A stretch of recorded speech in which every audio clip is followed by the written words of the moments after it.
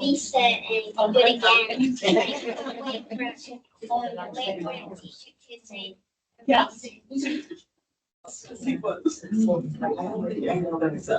Everyone, call this meeting to order at 7 o'clock.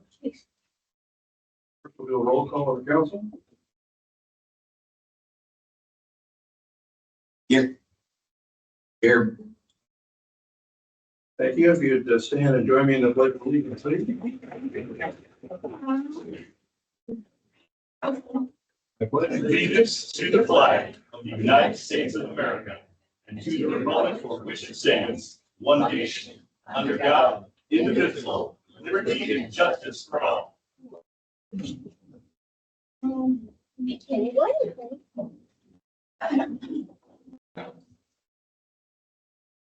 Thank you. We do have one announcement. We have the preliminary results of the election for mayor.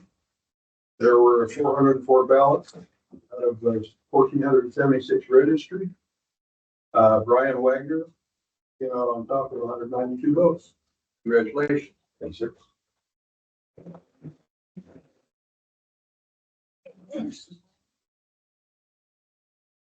Now we'll move into the public comment section of the meeting. This is a business meeting of the city council.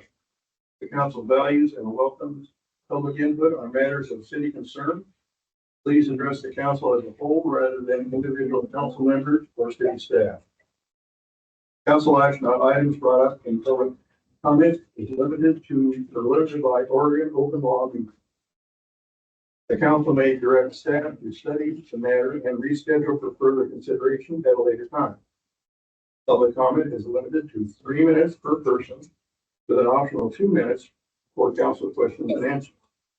If you wish to address the council, please come forward to the podium and identify yourself for the record.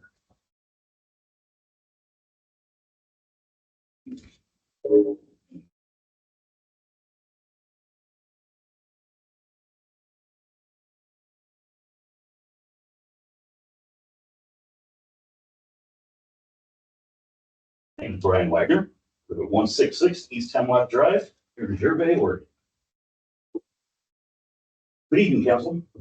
Honored to be here as your likely mayor-elect.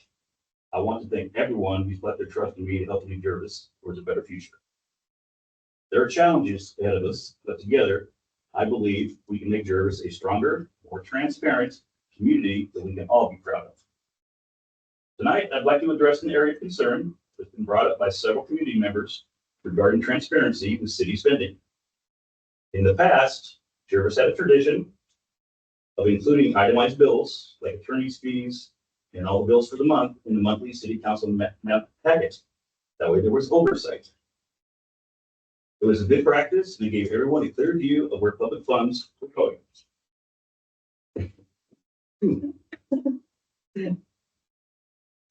But recently, these documents have become less accessible, and now instead of simply including them in our regular council documents, they are excessive fees and extra steps to request these records. When the community asks you for transparency, they are giving you an opportunity to build trust. We all know that trust is built through transparency and open communication. That's why, moving forward, I would like the council to revisit this tradition of openly sharing city expenses, including attorney fees, in the council packets. The residents of Gervais should always know exactly how the tax dollars are being used and feel confident in how our city governments operate.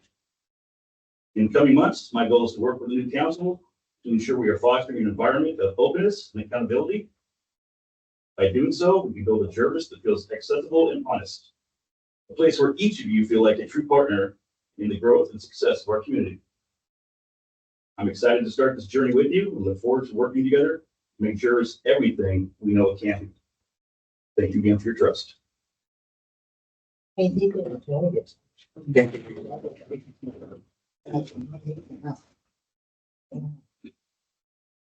any other comment?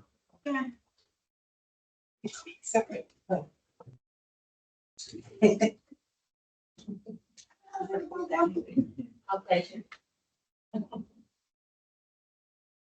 Hi, good evening, everybody. I'm Tilda Flores, 11.7.2024 Street. And I'm here to thank my opponent and thank everybody, everybody in town that helped me, for me. But anyway, I'm sadly that I've lost. But, the concerns that I've, on my journey, when I was walking through town, people have the same, the ones on Wakefield, they want speed bumps. And, they complain with the parking still.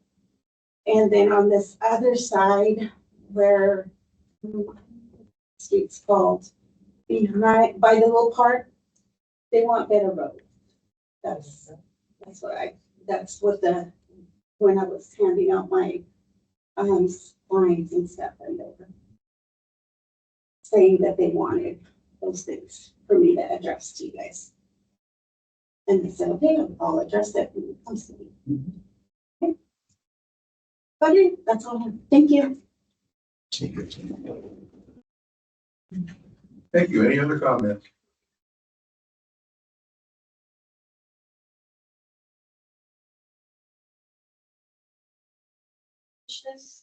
Oh, it's open. Okay. My name is Linda Jensen Hardy. I live at 1068th Street in Jervis. And I just have one question. Does anyone know if there's going to be a Christmas celebration this year with things changing so much?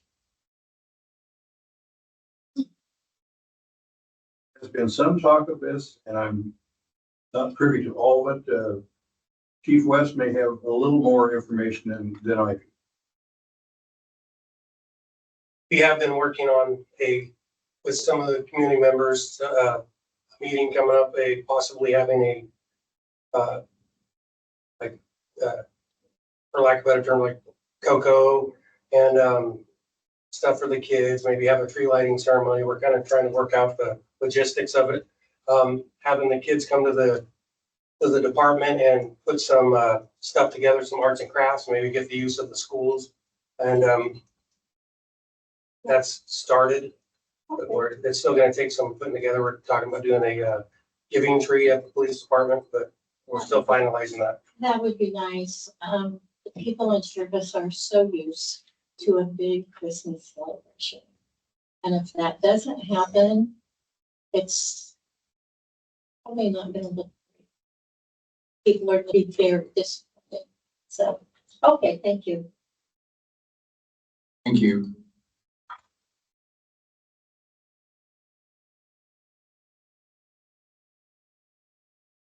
Any additional comments?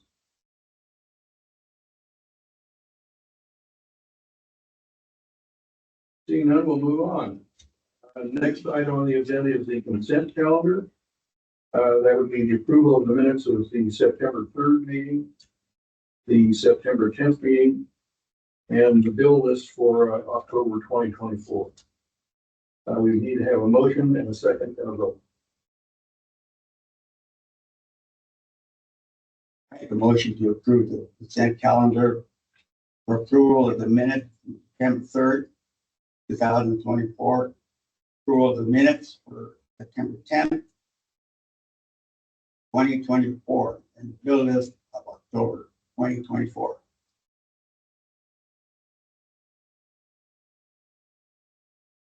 I second that.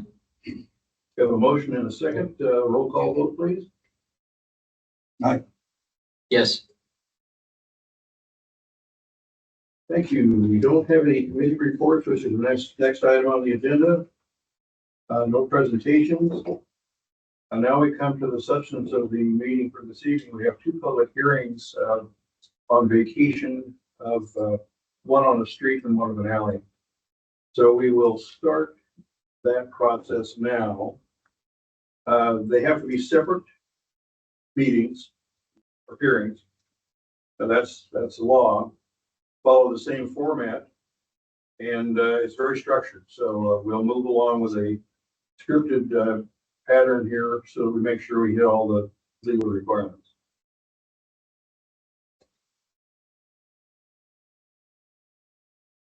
At this time, we're going to call on Polly Byram, who is with Marion County to get us going on this process.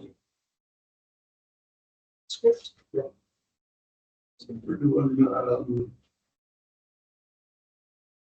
Holden first. Perfect.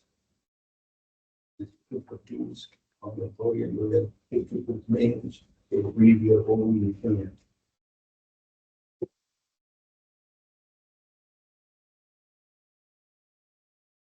Here we go.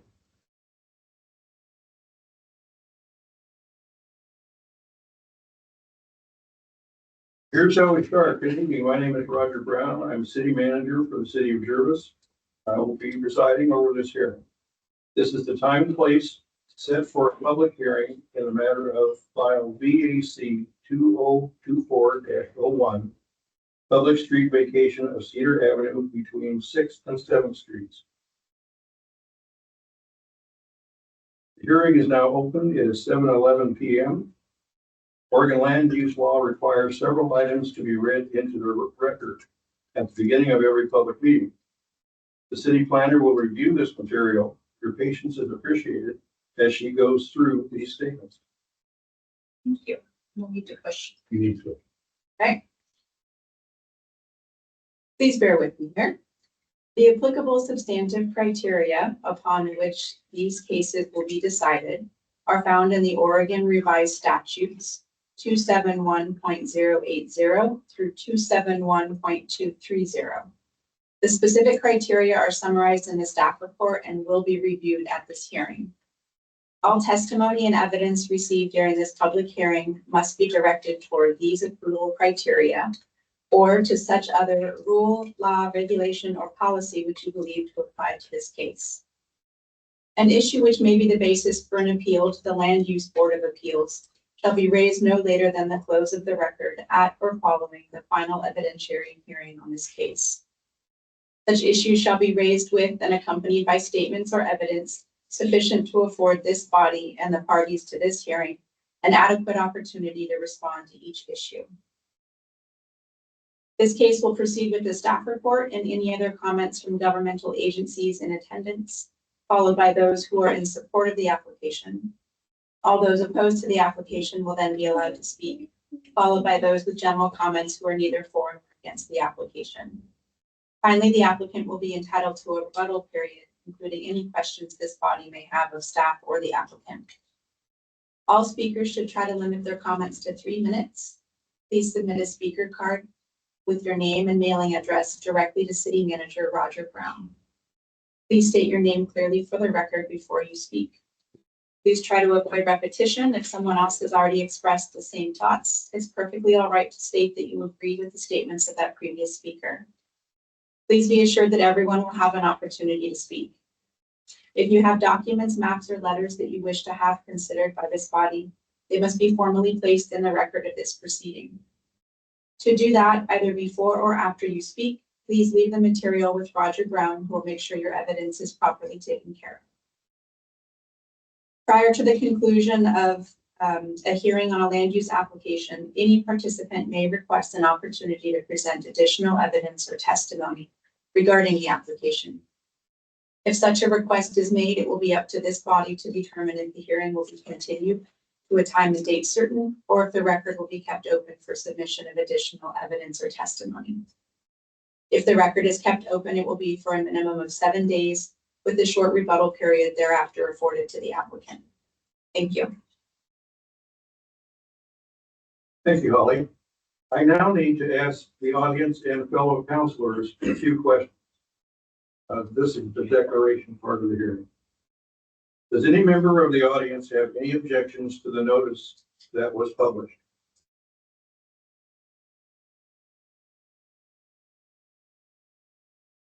Seeing none, does any member of the audience wish to challenge the jurisdiction of the city council to hear this matter?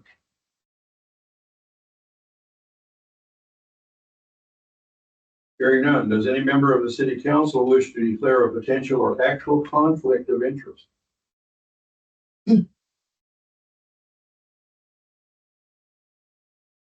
Hearing none, does any member of the city council wish to declare a bias?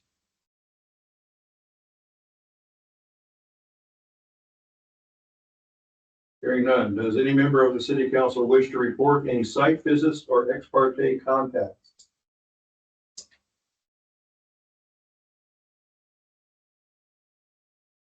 Hearing none. Does any member of the audience or council wish to challenge the impartiality or ex parte disclosures of any member of the city council?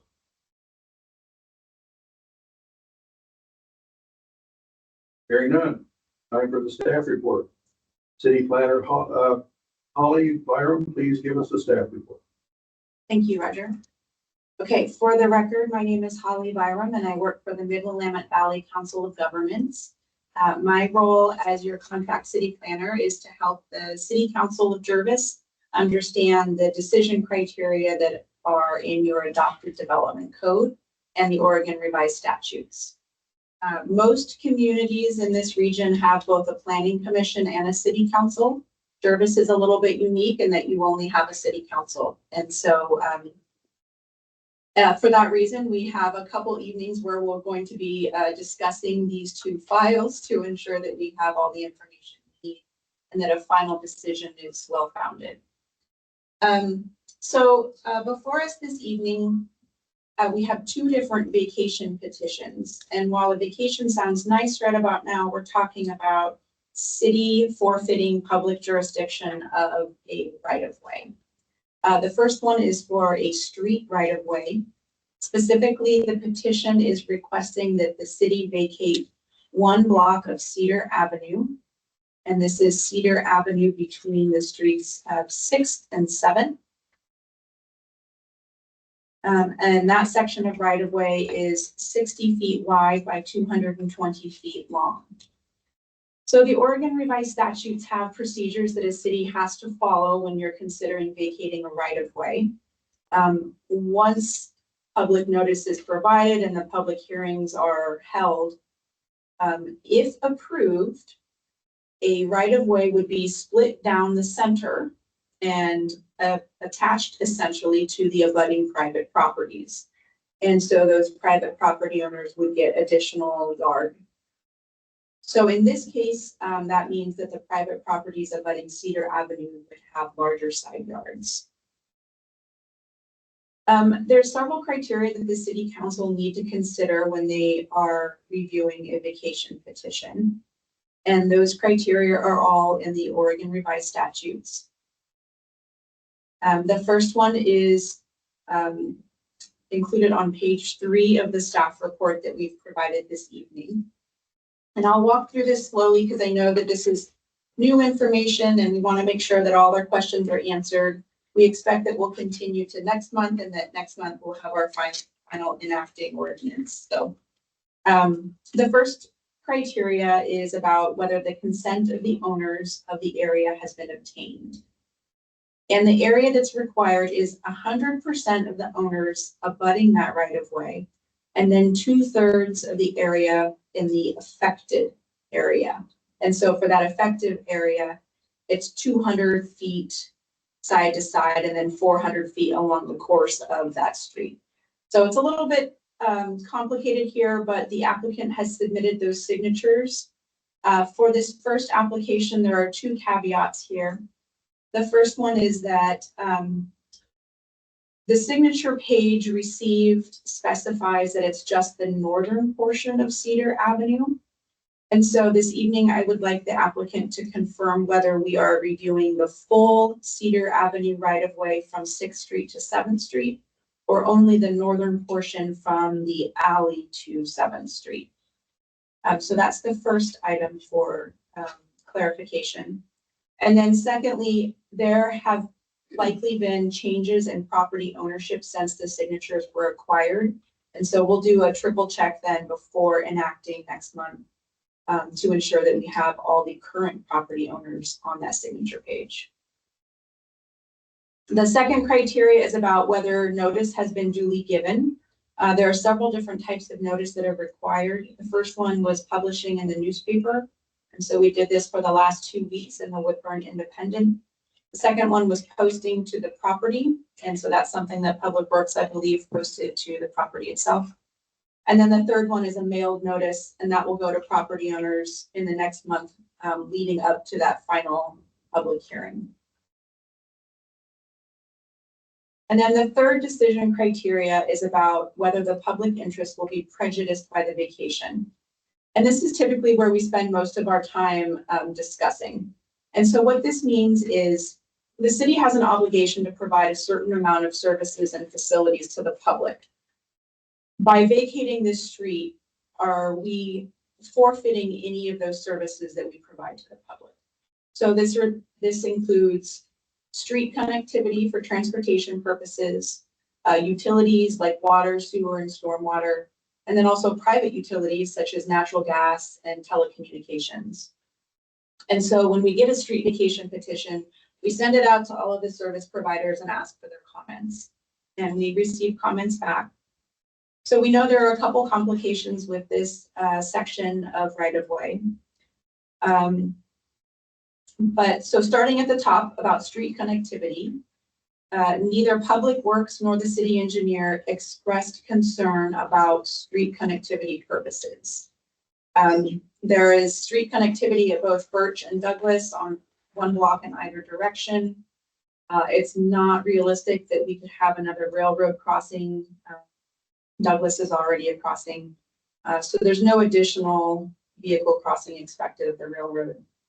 So I think from the Public Works perspective, and Kyle can provide his feedback as well here, but street connectivity is fine without this one block section of Cedar Avenue.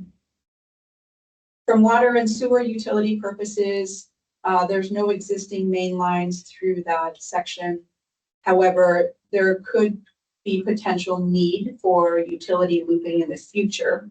And for this reason, the recommendation is that the city reserves a public utility easement through Cedar Avenue, which is pretty standard for our vacation for the city to reserve an easement.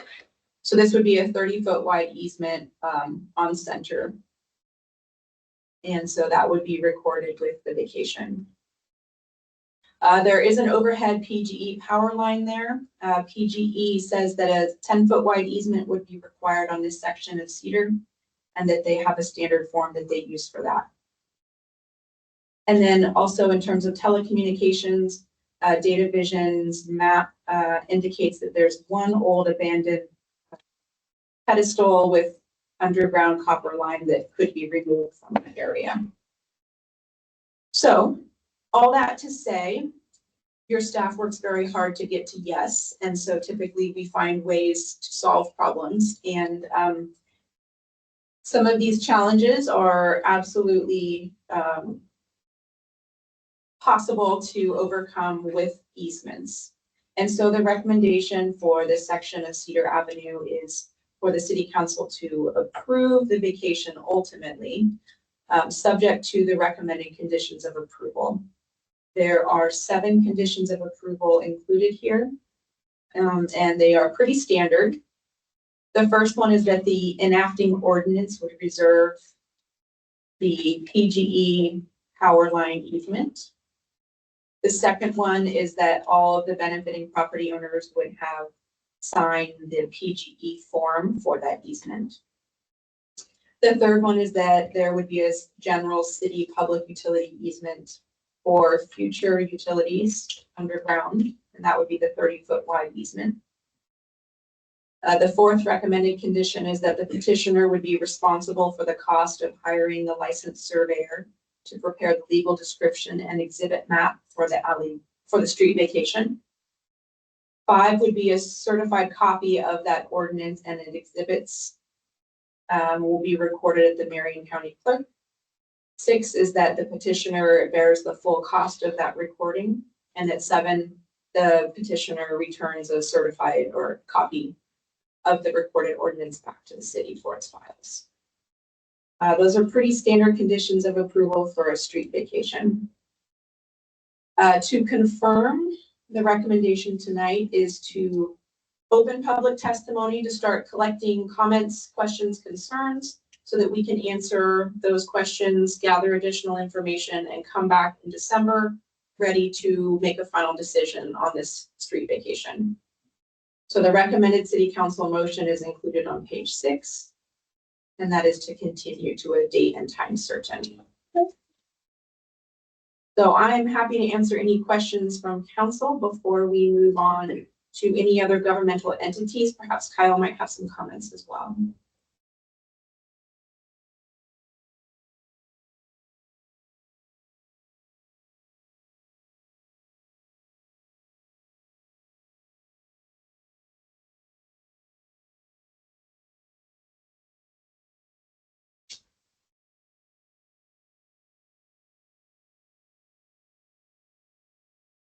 Are there any other questions from staff?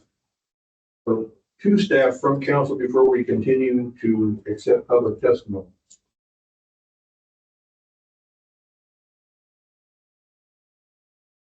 No. Hearing none, we'll move on to the public testimony component here. There's three different pieces in this. One, we're going to hear from proponents. I will now accept public testimony regarding this case. Is there anyone who would like to speak in support of the application?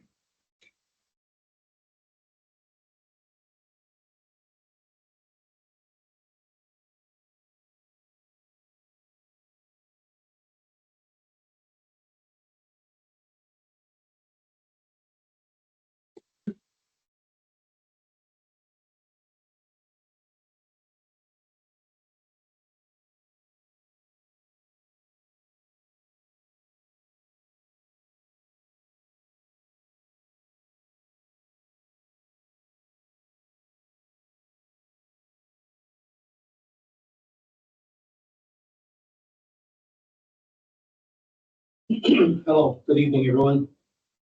My name is Michael Gregory. I reside at 345 7th Street.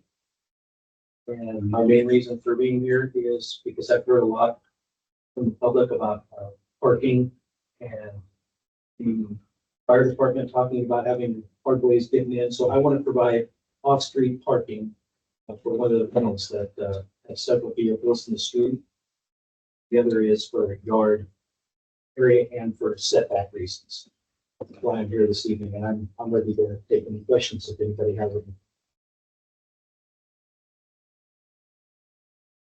One other thing that will benefit the city will be that we'll maintain, mow, grass a little bit, and that will take a burden off of the city for the alleyway. Quite a bit of ground space over there on 6th and 7th.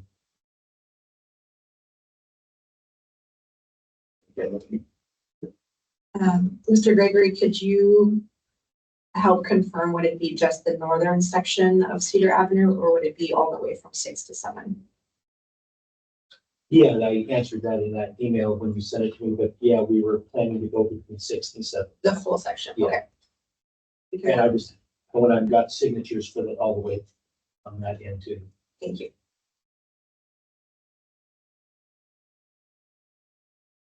There's nothing else.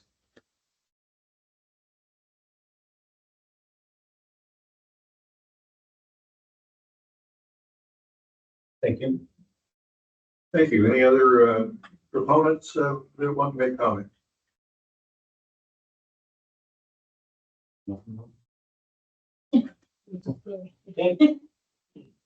All right, we'll move along to the next section, which is opponents. Are there anyone who would like to speak in opposition to this application?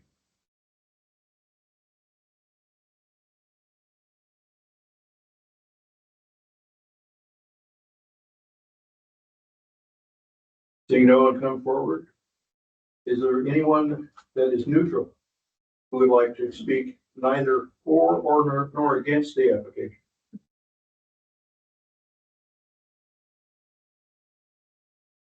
He's old.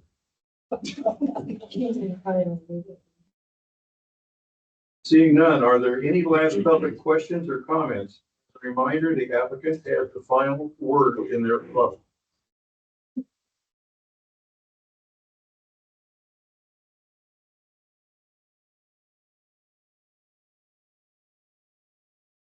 Seeing none, we'll now move to the rebuttal section. Would the applicant or the representative like to respond to any of the testimony?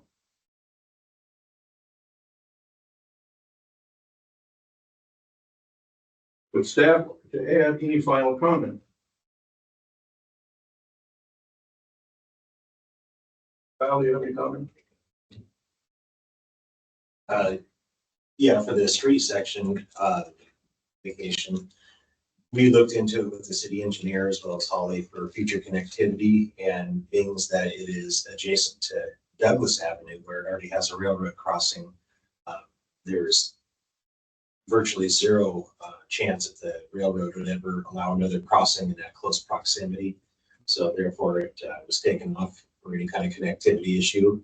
And as far as the city services in the immediate area, they are already looped on some of the other streets in the area.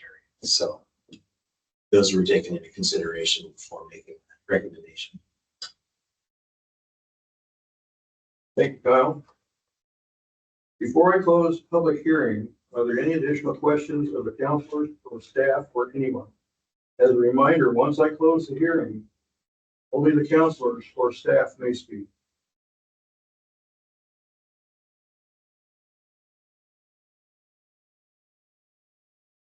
Seeing none, public testimony is now closed. I will close this public hearing at 7:31. Now I will entertain council discussion on the application for a motion.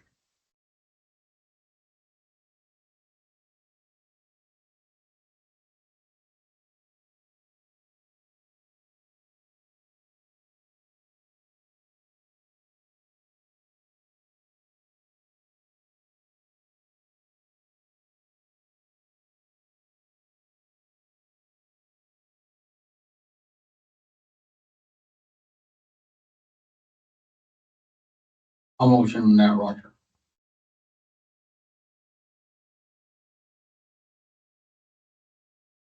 So you're referring to page 6 of the staff report, the motion? Yes. Is there? Yeah, I'll read what it says.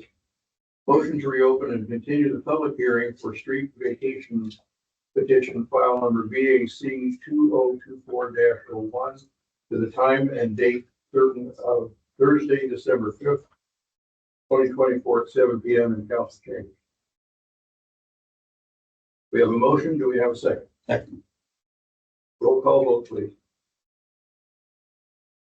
Yes. Aye. Motion passes.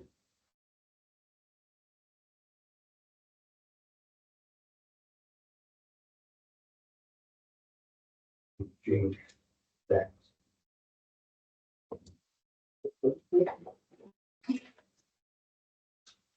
Yeah, I just did.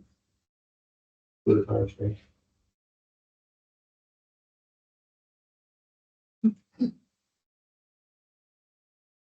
Now we move along to the second public hearing. Same format as the previous one. Good evening, my name is Roger Brown. I'm city manager of City of Jervis. I will be presiding over this hearing. This is the time and the place set for the public hearing in the matter of file VAC 2024-02 Public Alley Vacation Petition for Block 58. Hearing is now open. Time is 7:34 p.m. Oregon land use law requires several items to be read into the record at the beginning of every public hearing. The city planner will review this material. Your patience is appreciated as she goes through these statements. I'm so sorry, folks. Here we go again. The applicable substantive criteria upon which these cases will be decided are found in the Oregon Revised Statutes 271.080 through 271.230. The specific criteria are summarized in the staff report and will be reviewed at this hearing.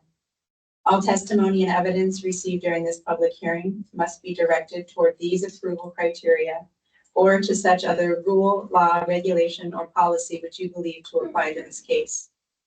An issue which may be the basis for an appeal to the Land Use Board of Appeals shall be raised no later than the close of the record at or following the final evidentiary hearing on this case.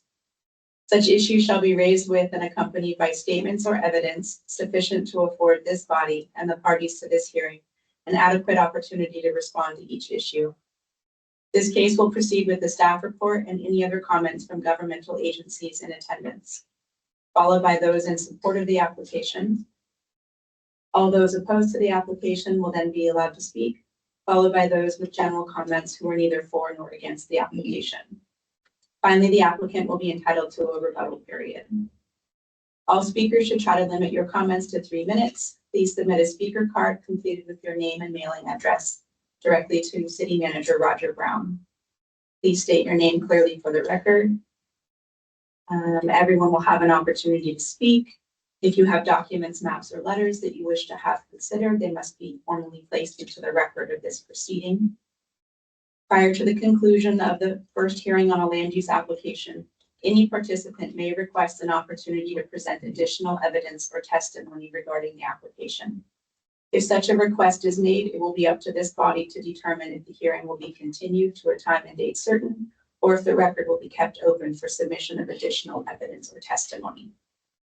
That's a great place to stop right there. Thank you. Thank you, Holly. Now the declaration section. I need to ask the audience and fellow counselors a few questions. Does any member of the audience have any objections to the notice that was published?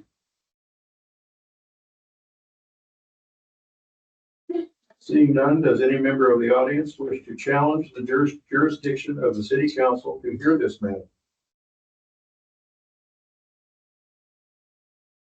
Hearing none, does any member of the city council wish to declare a potential or actual conflict of interest?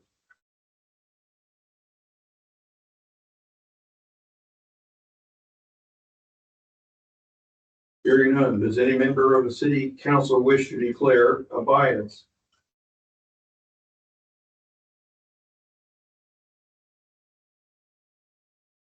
Hearing none, does any member of the city council wish to report any site visits or ex parte contact?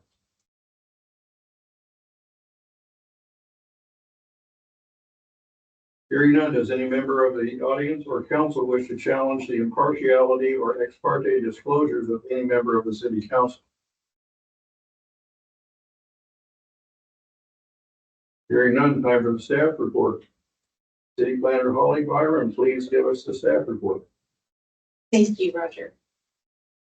Okay. I'll make this one brief. A lot of the same considerations as the prior public hearing. We don't typically have two back-to-back. This is an unusual circumstance.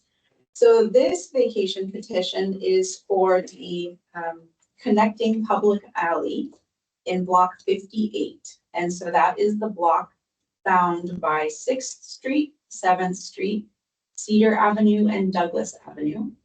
And so this public alley intersects Cedar Avenue that we were just discussing. The request is to vacate the full public alley, which is 20 feet wide by 200 feet long. And so again, that alley would be split down the middle, and then 10 feet would apply to the rear yards of all properties abutting that alley. Similar with the Cedar Avenue public hearing, we do have a couple of utilities to consider. Specifically, there is an overhead PGE power line running through this alley. And there are also 2 water service lines in this alley, which serve 2 of the homes there on 6th Street.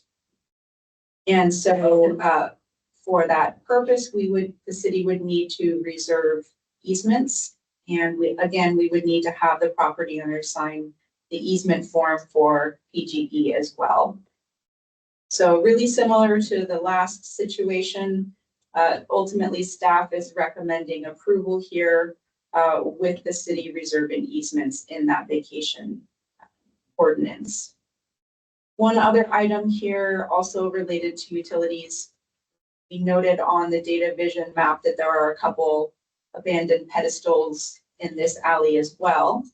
And my understanding is the city is working with Data Vision on a new franchise agreement soon. And so those pedestals could probably be removed as a part of that relationship. And so the recommendation would be for those pedestals to be removed before the vacation is recorded or shortly thereafter. I imagine the property owners don't want to assume ownership of them. So again, staff's recommendation is approval with conditions of approval. Those conditions that are recommended are on page 6. Number 1 is the PGE power easement. Number 2 is the PGE easement form that has to be signed by property owners. Number 3 is a 10-foot wide water utility easement for those service lines. And then 4 through 7 are the same as the last. The applicant is responsible for hiring a surveyor and for having the ordinance recorded at the county and returning a copy to City Hall. So once again, the recommendation here is to continue the public hearing after hearing public testimony, so we are sure that we have all the questions, comments, and concerns documented.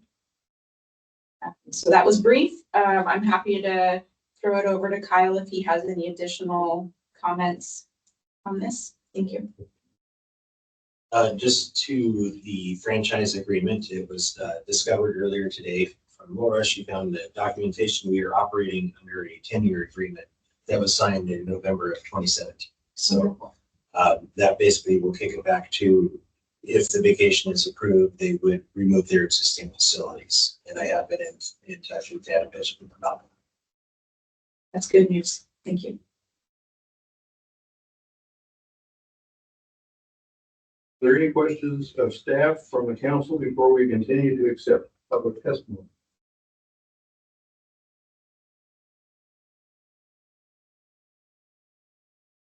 Hearing none, we will move now into the public testimony section. Are there proponents? I will now accept public testimony regarding this case. Is there anyone who would like to speak in support of the application?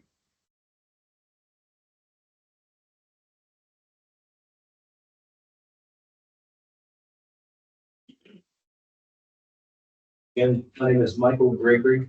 I reside at 3457 7th Street, Jervis, Oregon, 97026.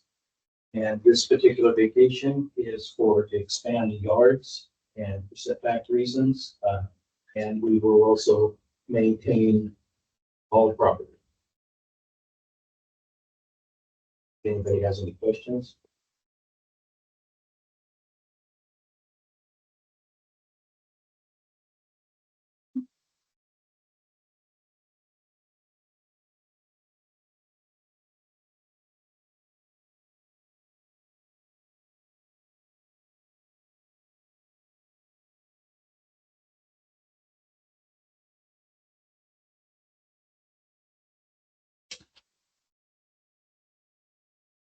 Thank you. Thank you. Any additional proponents?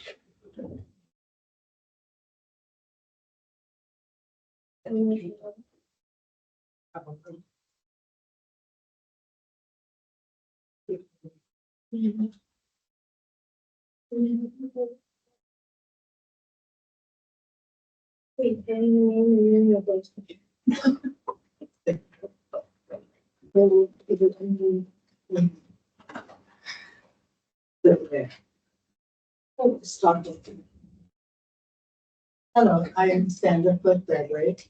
I live at somewhere. 680 Douglas Avenue, as my daughter told me. I would like to have this property put into our name so that we can keep it in good condition and keep the weeds down, keep the lawn